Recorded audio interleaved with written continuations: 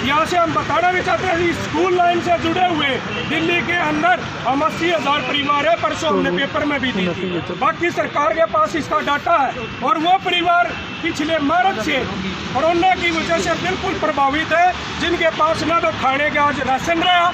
जो सरकार हमें पहले राशन के कूपन दिया करती वो सारी स्कीमें खत्म हो चुकी है। ऊपर से तानाशाही और हो रखी है टैक्स पे। अब के अरविंद केजरीवाल जी इस महीने में कहते हैं आपका टैक्स माफ़ कर दिया, आपका टैक्स के ऊपर पेनल्टी माफ़ कर दी। जिन लोगों ने भर दी वो हमें कर्जे मोड़ डुबा रहे।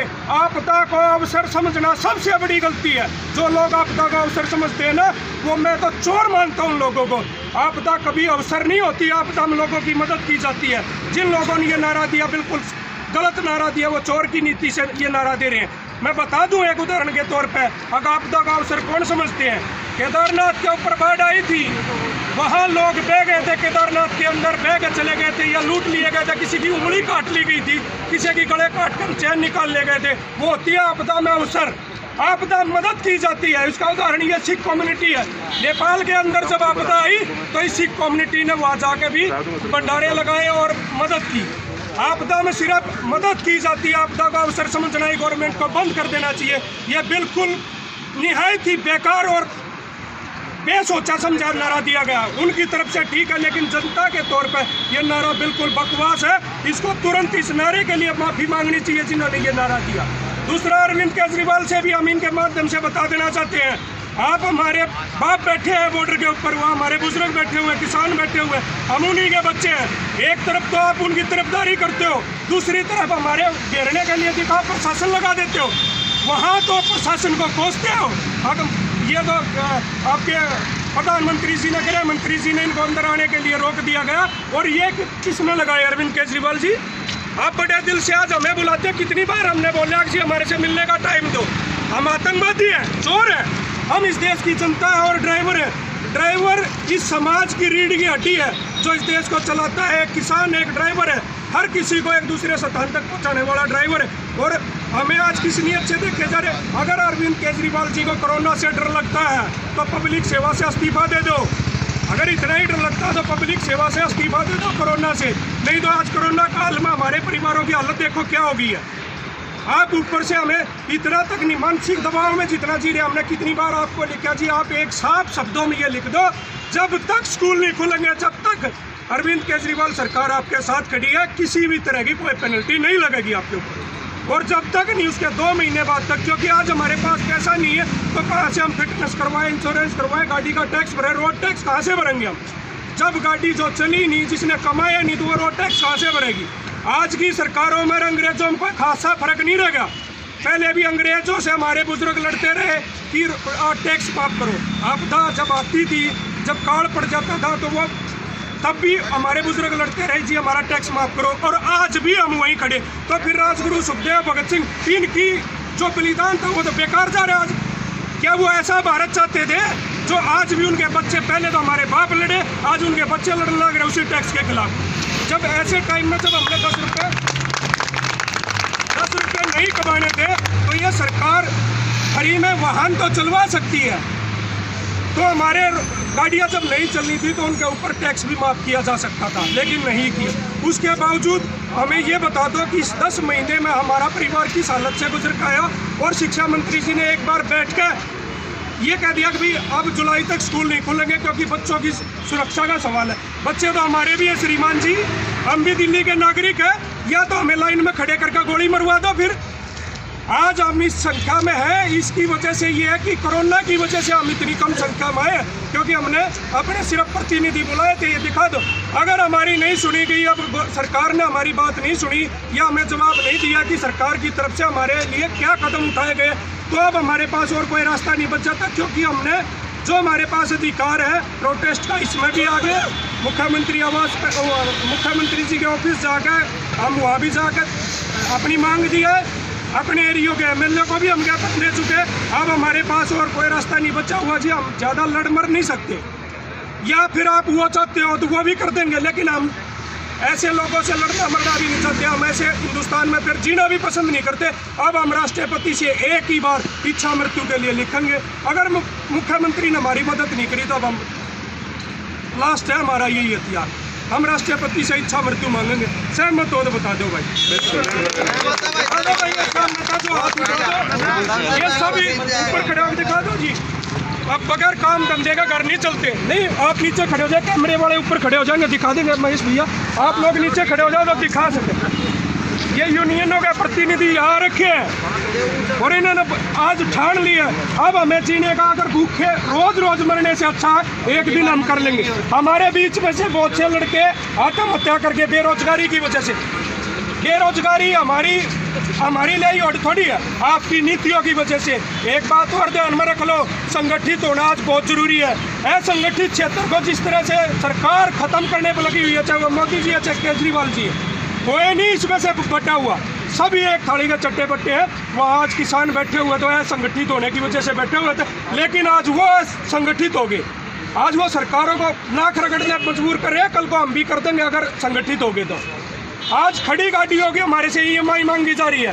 पूरी जिंदगी की कमाई लगा के हम सब ने एक गाड़ी बनाई थी जिससे हम अपने परिवार का पालन पोषण करते थे, क्योंकि पहले तो हमारी खेती खड़ी गाड़ियों का चालान भी भेजे गए। हमें पहले तो हमारे खेतों से कुछ नहीं मिला तो हमने शहरों का रास्ता अपनाया। शहरों अभियान का हमने जब अपना रोजगार स्टेबल खुद किया, ये किसी के बाप का दिया हुआ रोजगार नहीं है, हमारा अपना रोजगार है।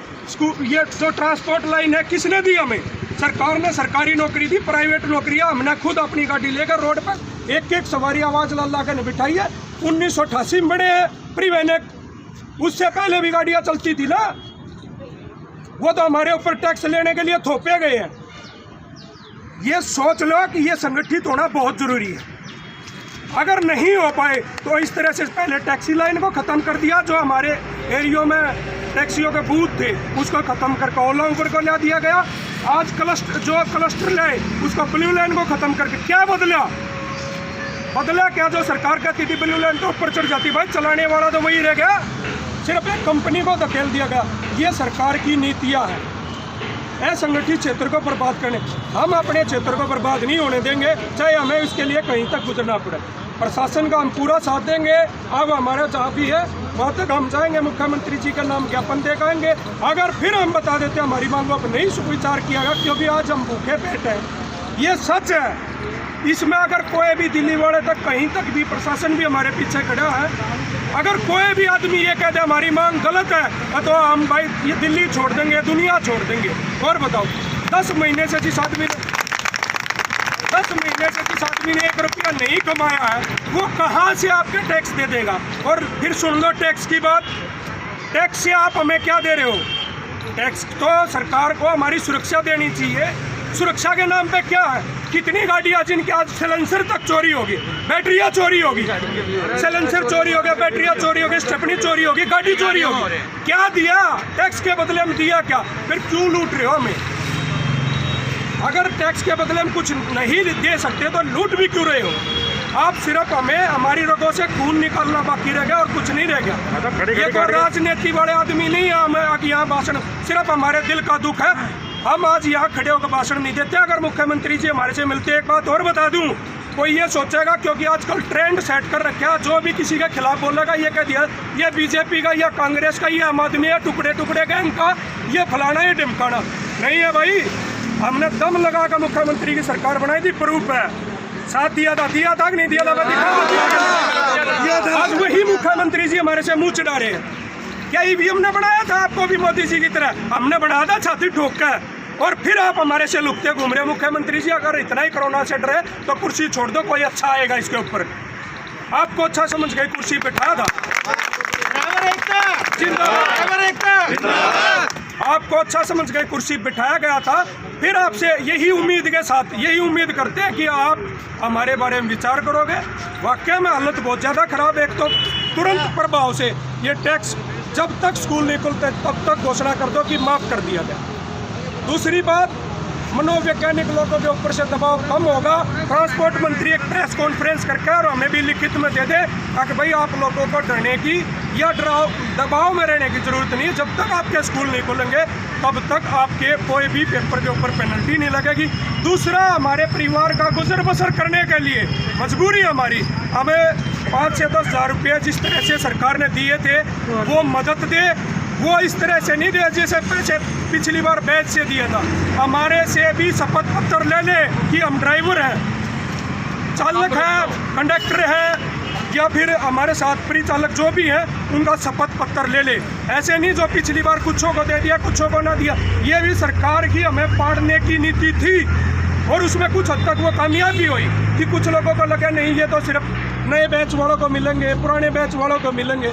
ये ऐसा नहीं होना चाहिए। एक बात होगी, जो परमिट भी दिए थे ना पैसे, हाँ, एक तो आए नहीं। दूसरा गवर्नमेंट से और अगर समाधान की आपके पास आज राजस्व की कमी है, अगर आप हमारी मदद करना ही चाहते हो तो हमें, जैसे आप पहले इलेक्शन के टाइम पे हमारी गाड़ियाँ लेते हो या फिर प्रदूषण के टाइम पे आप हमारी OD1 के टाइम पे हमारी प्रदूषण में OD1 आप लगाते हो, उस टाइम भी आप हमारी गाड़ियाँ लेते हो। ऐसे ही आप हमारी गाड़ियों को हायर कर लो, जो हमारा खर्चा जो सरकारी रिकॉर्ड में है वो हमें दे दो। इससे ज़्यादा क्योंकि जीरो परमिट में अभी सुनी आती, मैं वेरीफाई नहीं करता भाई, क्योंकि झूठ के साथ मैंने ना आज तक दिया ना दूँ, वेरीफाई नहीं करता। क्योंकि सुनने में अब ये आ रहा कि 1 रुपया ना 5 रुपये और 10 रुपये की टिकटें बसों में कर दी जाएगी, तो इसलिए हम जीरो परमिट पे करते हैं तो वहाँ भी हम कामयाब नहीं हो पाएंगे। इसलिए हमारी बार बार मुख्यमंत्री जी से दरख्वास्त है, हम भी किसानों के बच्चे हैं, आप किसानों के लिए अच्छी बात है, होना भी चाहिए। किसान भी हमारे बाप बैठे हुए हैं वहाँ, उनके साथ आप खड़े हो तो हमारे साथ भी आए, उनके साथ खड़े हो तो आप हमारे साथ भी खड़े हो। आज ये जरूरत है। प्राइवेट कैब वाले, हाँ, कुछ हमारे ये भी बड़ी बात है, काफ़ी टाइम से हमारी मांग रही है सरकार से कि ये प्राइवेट कैब को भी आप पहले जैसे किया गया था कि कमर्शियल कर दो, क्योंकि कई स्कूलों से ये कंप्लेंट मिली थी। बहुत अच्छे मुख्यमंत्री जी को भी रहा।